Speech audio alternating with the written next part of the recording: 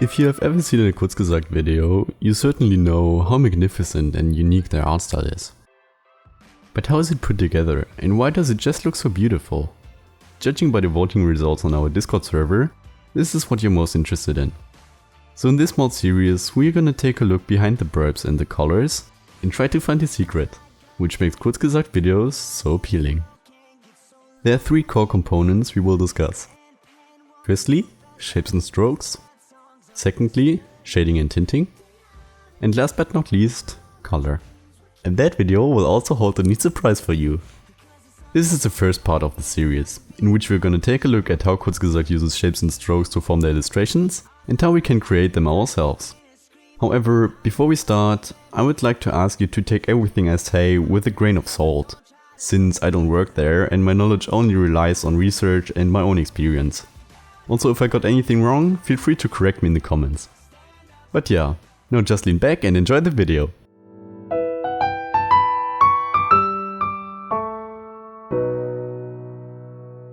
So first of all, why do their videos even look like they do? Well, the answer to this is quite simple. Obviously, they want you to learn something in an entertaining and pleasing way. As it states on their website, we believe humor and a good story to tell are just as important as straight facts. So bright colors and cute birds stimulate certain parts in your brain and make you feel comfortable. Of course you want more of that feeling, and therefore you continue watching their videos. It's a clever way of keeping you engaged and curious, and at the same time generating watch time. So it's basically a win-win situation. But how do they create that style now? To answer this question, we first need to ask, why does it even look the way it does? Well, the answer to this question might seem pretty obvious as well. Its round corners, bright colors and simplicity make it look the way it does, right? Well, yeah, but it has not always been this way. Actually, their style has evolved a lot over time. At the very beginning, Kurzgesagt illustrations, which were still made by Philipp Detmer, still looked like this, kind of pale and flat. The objects were filled with many details and small parts, whereas the surrounding mostly stayed plain. But of course this was absolutely fine, considering that all of the illustration work was just made by only one person. However, as the team grew, their way of working also evolved. Soon they started replacing smaller shapes with strokes and adding buffering to their objects, which went along with their corners getting rounder. At the same time, the way stories were told through imagery changed as well. Instead of designing illustrations true to the actual look of things, they started using more abstract images to enhance their understanding of their topics. This visual way of telling stories, along with the seamless transitions between scenes, quickly became one of the most distinguishable characteristics of their videos. Over time, this trend was carried on and refined as the illustrations became more complex. Another thing that was soon introduced was illustrating with perspective, making 2D objects seem 3D. In some cases, an isometric grid proved to be used, though most scenes rely on other methods. Also, Kurzgesagt started experimenting with Cinema 4D recently, which, for those who don't know, is a 3D software.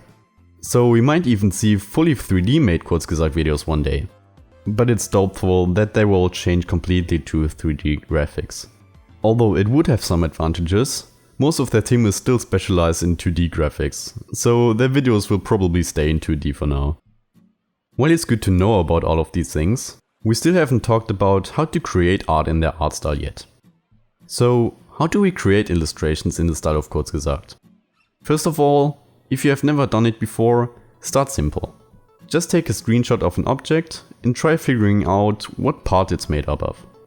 Then create those shapes one by one and put them together.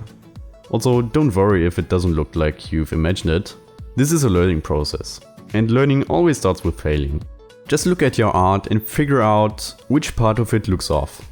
Maybe even write it down. And then use that knowledge to make it better next time. Now, how exactly do we get shapes to look like Kurzgesagt ones though? Well, firstly, make corners of the main object in your illustrations always round. This will already give it a more soft look.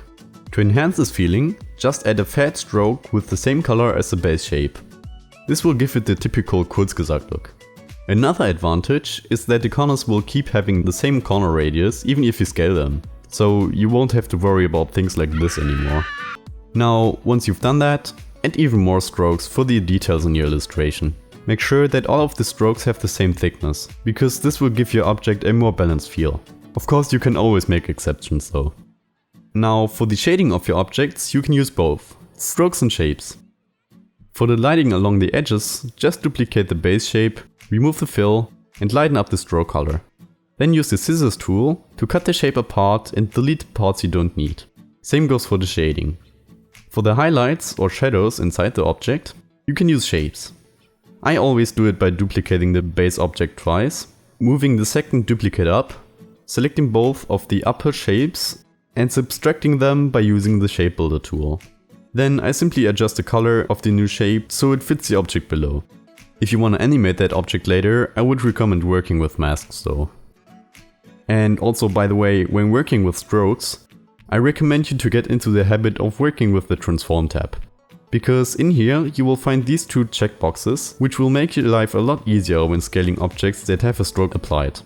If you don't see the transform tab, just go to Window, Transform. Another tool that might make your life easier, especially when working with curved strokes, is the curve making tool in Illustrator. This tool allows you to create and edit, well, curves. But the cool thing about this is that these curves will always adjust to the distance between your anchor points. This is especially helpful when creating unsteady objects like for example hair or even limbs. So you could basically create a whole character just out of strokes. But I wouldn't recommend using that, instead still using shapes as well, because working with only strokes can be pretty annoying. But whenever you want to create a flexible object that you might as well want to animate later, using strokes will always keep you on the safe side. So now I have basically said everything about using shapes and strokes. If you are still unsure though, here's some more general tips for you. If you would like to get started, just begin by illustrating small objects. So first, build up the basic shapes, then start adding details, and at the end spice it up with some shading and tinting. Repeat this process a few times to get the feeling of the illustration style. Then start illustrating more complex objects and put them together in order to create whole scenes. Also, another tip that I would like to give to you is to get out of your comfort zone every now and then.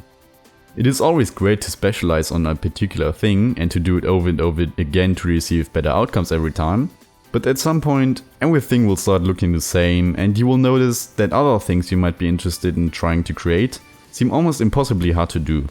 For me, that would probably be illustrating characters and animals or using perspective grids, but I will be facing those challenges and slowly learn to master them. If you have the same issues, you could join me in learning by just choosing a topic that you would like to see a video about on our new Discord server. Also, you can ask me questions, get cool illustration assets and meet other creative people like yourself on there.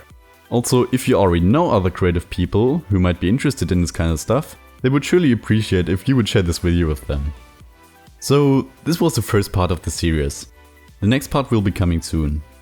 If you think I missed anything, or if you would like to share your opinions with me, feel free to do so in the comments or over in Discord. Thanks a lot for watching, and see you next time. It's round corners, bright colors and simplicity make it the look at way. It's round corners, bright colors and simplicity make it the look it does. At the same time, the way stories were told through imagery.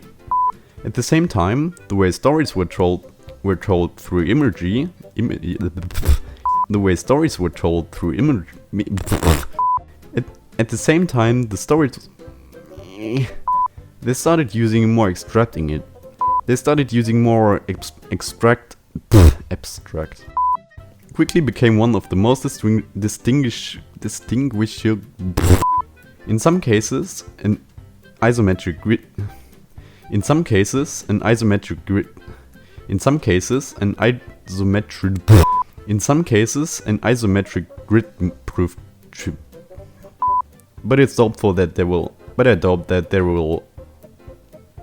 But I doubt. But I doubt. But it's doubt.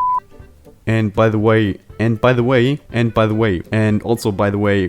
Another tool that might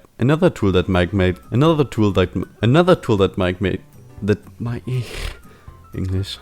If you think I missed anything, or if you would like to feel free to do so in the comments or over in Discord. Thanks a lot for watching and see you next time.